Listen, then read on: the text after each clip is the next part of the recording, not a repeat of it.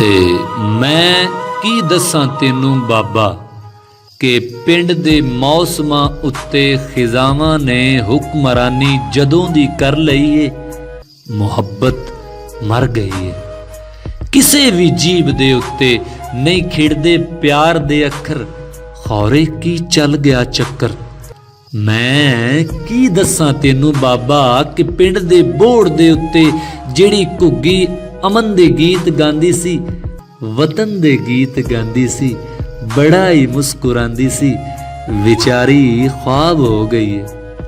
ਮੈਂ ਕੀ ਦੱਸਾਂ ਤੈਨੂੰ ਬਾਬਾ, ਕਿਸੇ ਨੇ ਬੋੜ ਨੂੰ ਮੁੱਢੋਂ ਹੀ ਪੁੱਟ ਕੇ ਵੇਚ ਛੱਡਿਆ ਏ, ਅਮਨ ਦੇ ਮਾਰ ਕੇ ਗੋਲੇ ਤੇ ਪਿੰਡੋਂ ਬਾਹਰ ਕੱਢਿਆ ਏ।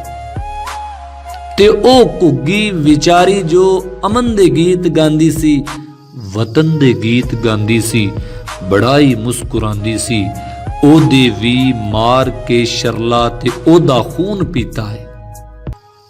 ਮੈਂ ਕੀ ਦੱਸਾਂ ਤੈਨੂੰ ਬਾਬਾ ਕਿ ਤੇਰੇ ਪਿੰਡ ਦੇ ਲੋਕੀ ਮੁਹੱਬਤ ਤੇ ਅਮਨ ਦੇ ਕਾਤਿਲਾਂ ਦੇ ਨਾਲ ਰਲ ਗਏ ਨੇ।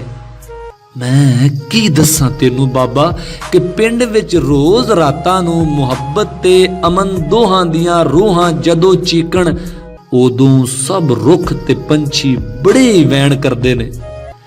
ਮਗਰ ਬਾਬਾ ਤੇਰੇ ਇਸ ਪਿੰਡ ਦੇ ਲੋਕੀ ਉਹਨਾਂ ਨੂੰ ਅਨਸੁਣਾ ਕਰਕੇ ਤੇ ਗੂੜੀ ਨੀਂਦ ਸੌਂਦੇ ਨੇ। ਮੈਂ ਕੀ ਦੱਸਾਂ ਤੈਨੂੰ ਬਾਬਾ, ਤੇਰੇ ਇਸ ਪਿੰਡ ਦੇ ਲੋਕਾਂ ਤੇਰੇ ਅਫਕਾਰ ਨੂੰ ਨਫ਼ਰਤ ਦੀ ਸੂਲੀ ਚਾੜ ਦਿੱਤਾ ਏ, ਮੁਹੱਬਤ ਤੇ ਅਮਨ ਦੋਹਾਂ ਨੂੰ ਜਾਨੋਂ ਮਾਰ ਦਿੱਤਾ ਏ।